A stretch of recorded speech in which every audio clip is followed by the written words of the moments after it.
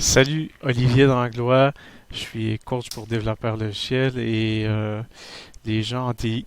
Aujourd'hui, on continue l'installation de mon serveur NAS Linux. Maintenant que tous les préliminaires ont été faits, hein, on a créé les partitions des différents disques. Maintenant, il reste la partie la plus intéressante à faire, c'est-à-dire on va installer le logiciel sur le nouveau système. Donc, la première étape, c'est de monter les disques. Donc, SDA2, ça, c'est mon répertoire racine sur le SSD. Ensuite, on va créer différents répertoires. On va créer le répertoire boot, on va créer le répertoire var, on va créer le répertoire home.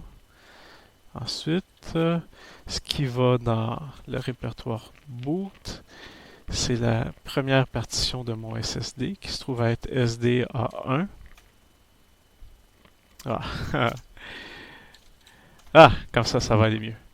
Parfait. Euh, Ensuite, on va monter euh, la première partition RAID dans le répertoire var. Et puis ensuite, on va monter la deuxième partition RAID dans le répertoire home. Ça y est. Si on fait ce bloc, on voit que tout était fait. Excellent. Maintenant, OK, on utilise la commande pour installer des meta packages. Meta package, c'est un groupe de packages. Donc, on dit à quel endroit. C'est dans Mount, qui est l'endroit où ce qu'on a monté les disques durs du nouveau système. Puis les meta packages qu'on installe, c'est base et base devel. Et voilà.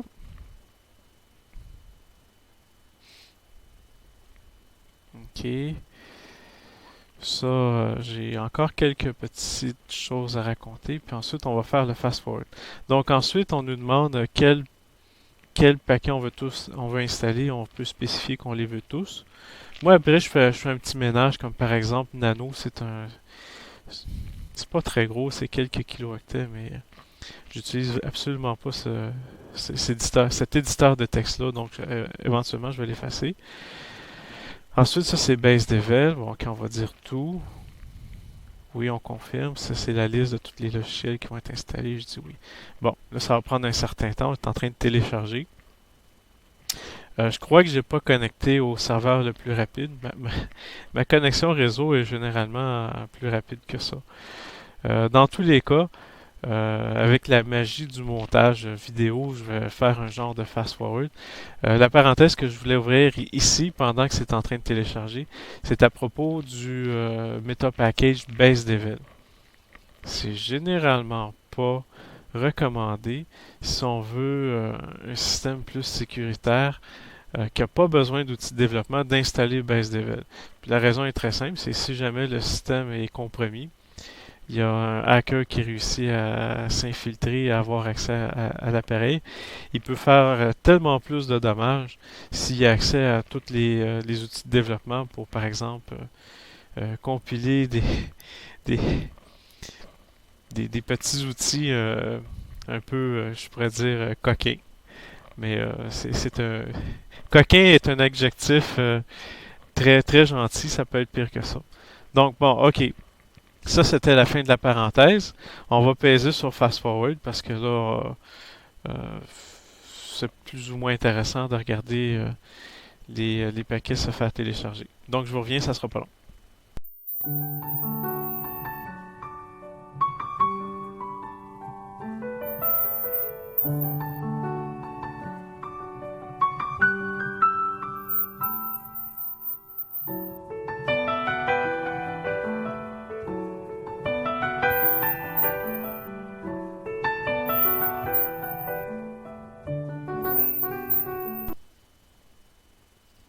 Bon, ça y est, donc on a fini l'installation.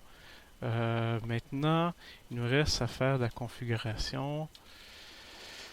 Un fichier de config pour l'arrêt RAID, pour qu'au démarrage, il utilise les bonnes informations. Donc, Ça ici, l'output de ça, hein, en fait c'est l'information sur mes arrays. On met ça à la fin du fichier mdadm.conf. Ok, on peut aller voir qu'est-ce qu'il y a là-dedans. Et voilà. Là maintenant, la deuxième chose qu'on fait, c'est on va créer le fichier qui s'appelle fstab avec la commande gen fstab. Comme ça. Hop. Qu'est-ce que j'ai fait? Non. Ça, c'est la sortie.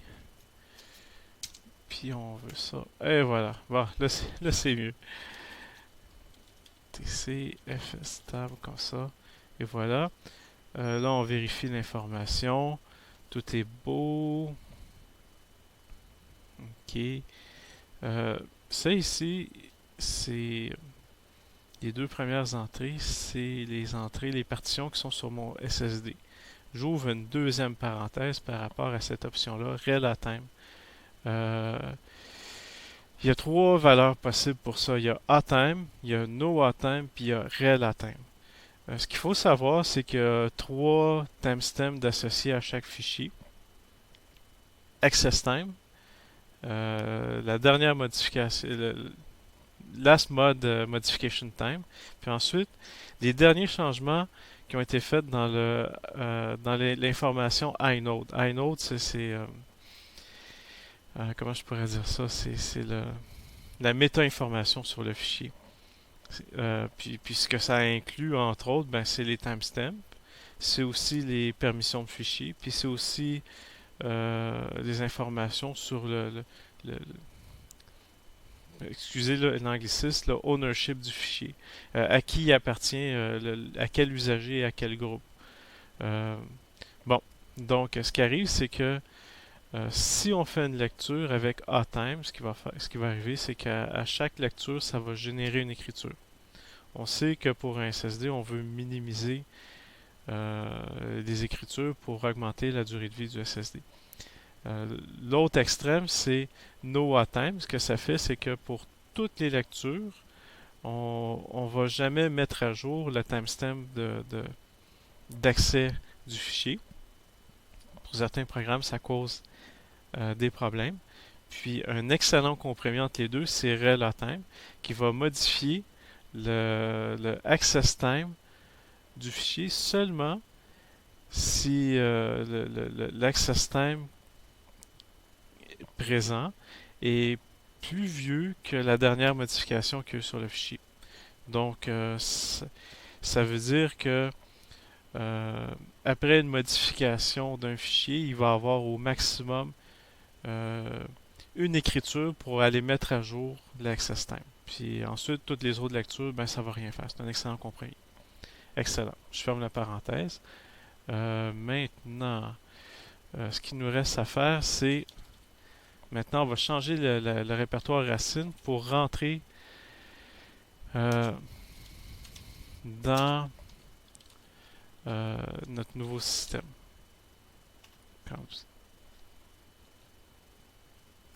Olivier. Comme ça. Et voilà. Vous voyez, là maintenant, c'est ma nouvelle racine. J'ai spécifié, c'est maintenant, c'est mount. Parfait. Là, ce qu'on va faire, ça, c'est pour mon SSD. J'avais parlé dans la vidéo où on avait partitionné le SSD qu'une une étape qu'on devait faire, c'est de trimer le disque dur occasionnellement. OK. Là, on peut voir, mettons... donc, je l'ai activé. Mon timer... OK, bon, il veut pas. Il veut pas. OK, bon.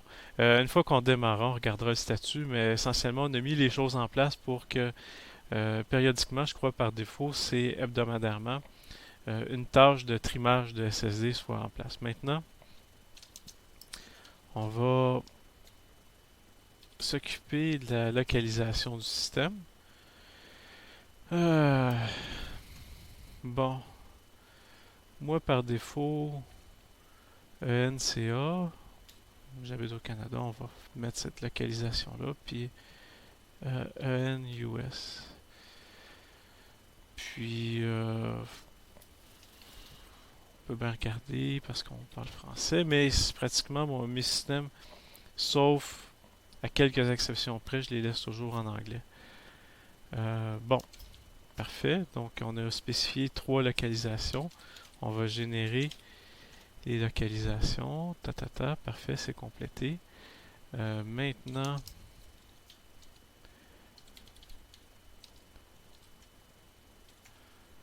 on va dire, on va configurer la variable d'environnement en ligne.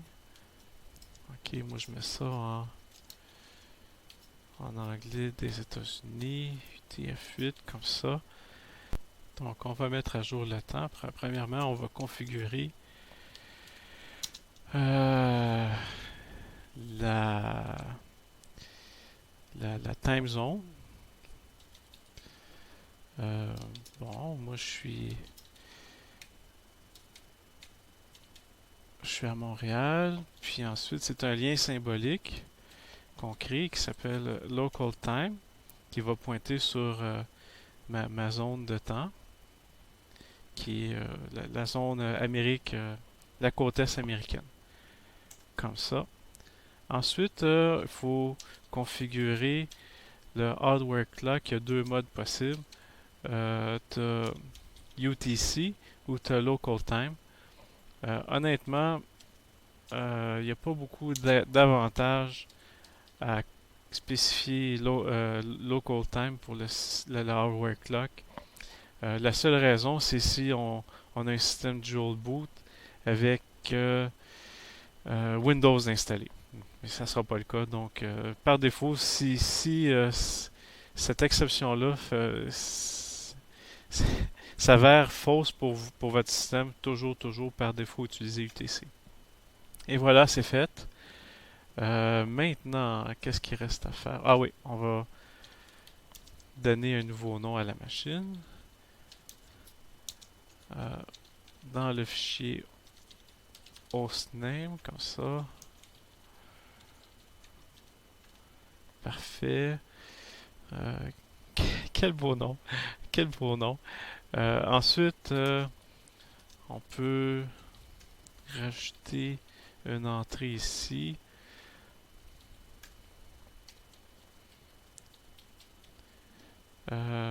Donc, on a dit Kimper 2, c'est le nom de ma machine.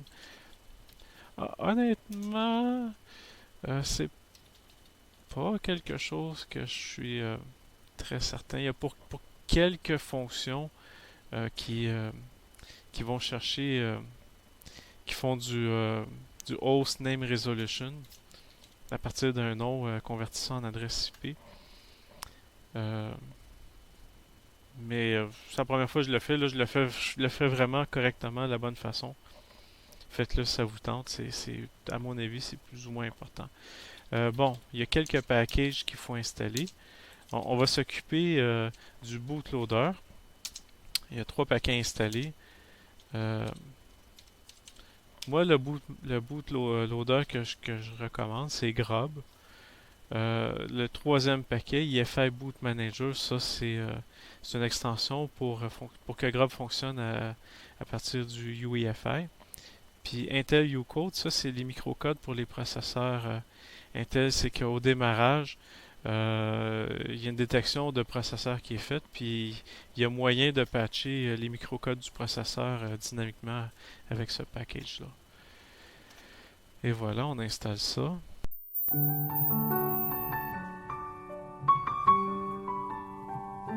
Là, on va installer Grob. Bon, si vous allez voir dans le manuel d'installation du débutant de Arch Linux, le bootloader qu'on recommande d'utiliser, c'est systemd. Moi, je suis pas tellement d'accord avec ça, puis je vous explique pourquoi. Euh, D'après vous, qu'est-ce qui est le meilleur bootloader? Un logiciel qui fait que du bootloading ou un logiciel qui fait du bootloading puis qui essaye de faire plein d'autres affaires en même temps aussi?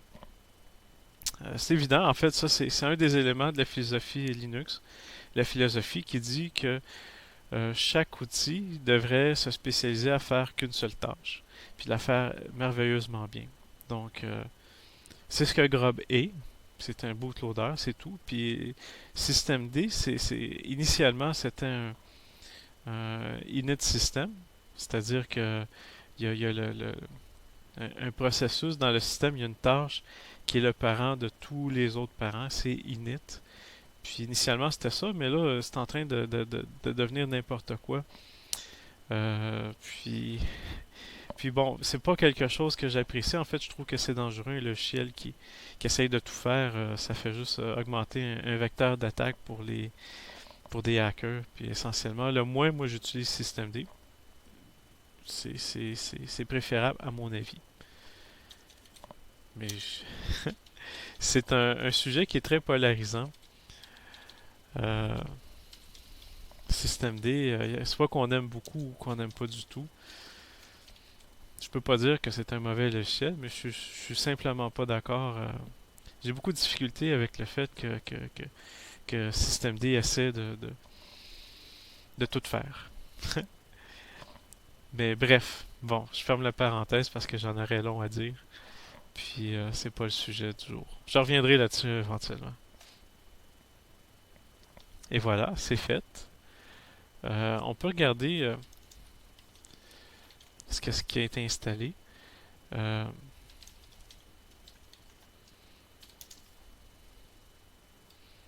Ici, c'est le fichier de configuration de Grub. C'est un fichier qui est construit automatiquement quand on fait l'installation de Grub. Puis on peut aussi régénérer ce fichier-là avec, je crois, la commande grub config. Mais là, ce que j'essaie de voir, c'est qu'on devrait... Hmm, je vois pas le microcode.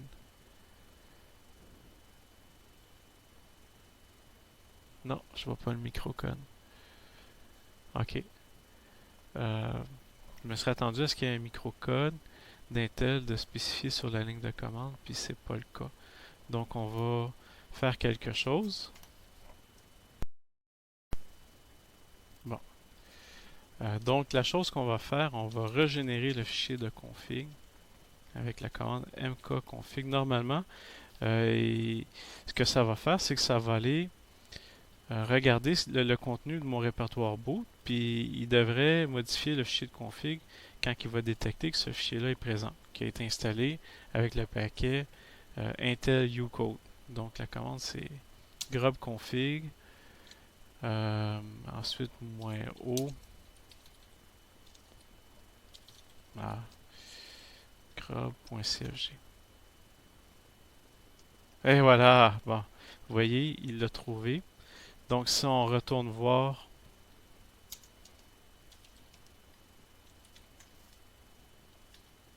dans le fichier grub, vous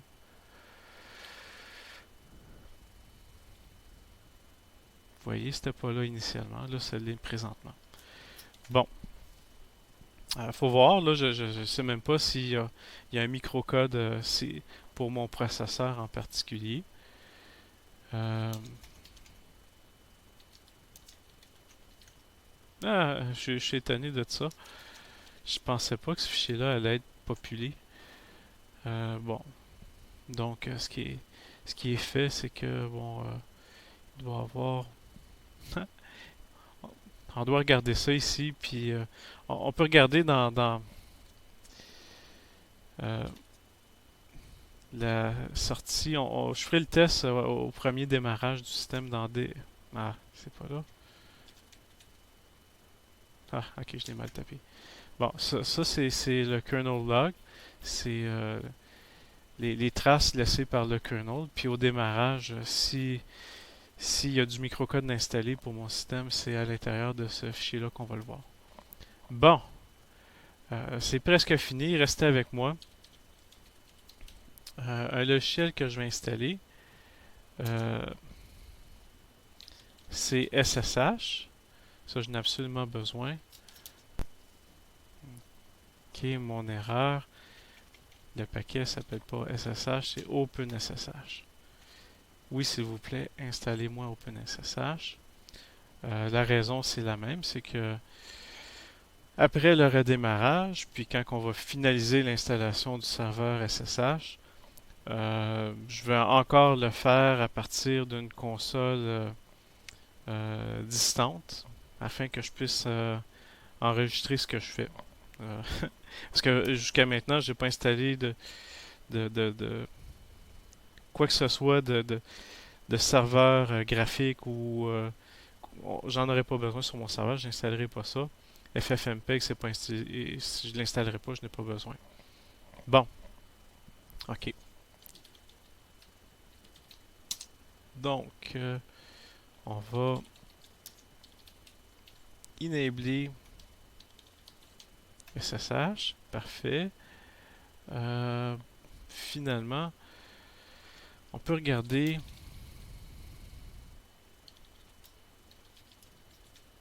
dans la config, qui est une très bonne chose. Donc, étant donné que les logins de root ne sont pas permis à l'aide de password, euh, je vais créer un nouveau compte avec lequel je vais pouvoir me loguer la prochaine fois. Donc, M, ça veut dire de créer un répertoire d'usagers. On dit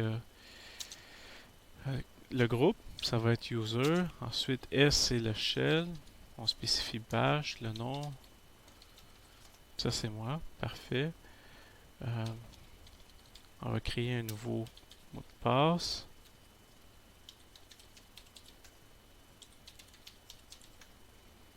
OK. Créer un mot de passe pour la racine aussi.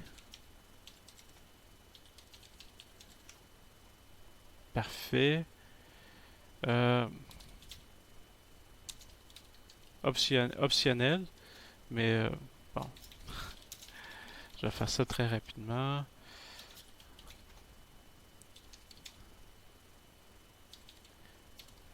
Mon numéro de téléphone.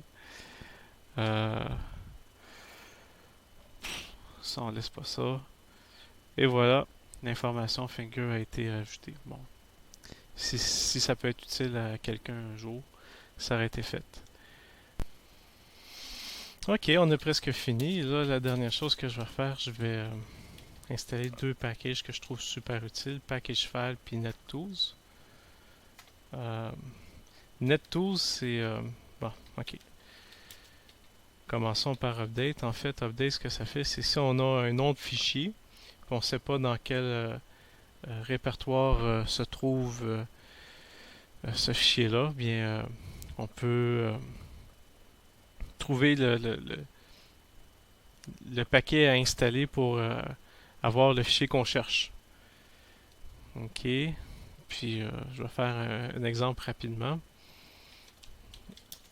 Si, mettons, je veux savoir dans quel paquet la commande ifconfig se trouve, lui, il me dit c'est dans NetTools.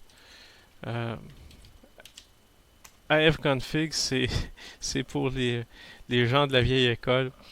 Ça a été remplacé par un autre outil, net quelque chose, NetIP Show, quelque chose de... Ah! Mais c'est pas tout à fait ça, puis je me suis toujours pas converti. J'étais encore vieille école. Donc pourquoi j'ai listé en fait les interfaces réseau, c'est que la dernière étape, ça va être d'activer DHCP, le client, le daemon du client DHCP. Puis on a besoin du nom de l'interface comme ça. Point service. Et voilà, c'est tout. Donc, prochaine fois qu'on va redémarrer le système, bien, le réseau va se configurer automatiquement. Donc, on a fini. OK. Euh, je unmonte récursivement tous les répertoires qu'il y a dans le mount, comme ça. OK. Puis il reste seulement à faire un reboot. Puis, ça y est, la machine est prête. Hey, salut, on est revenu dans mon atelier temporaire d'installation. On va vérifier que nos systèmes démarrent bien. Donc, je vais faire un reboot. Comme ça. On enlève la clé USB.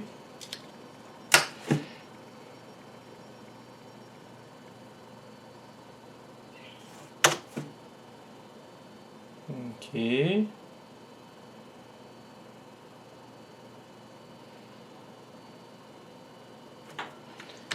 On se log.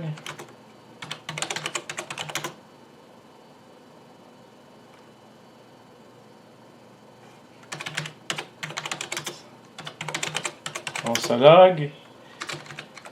OK. Parfait. Et voilà. Donc, l'installation est presque finie. Il va rester des petits détails pour configurer le share NFS. Puis, c'est tout. Peut-être un ou deux autres vidéos, puis le projet va être complété. Donc, un pouce par en haut si vous avez aimé ça. Un pouce par en bas si vous n'avez pas aimé ça. Olivier s'en fout, parce qu'Olivier, ses vidéos sont toujours vraies et authentiques. N'oubliez pas de vous inscrire pour d'autres vidéos comme celui-ci. Merci, au revoir.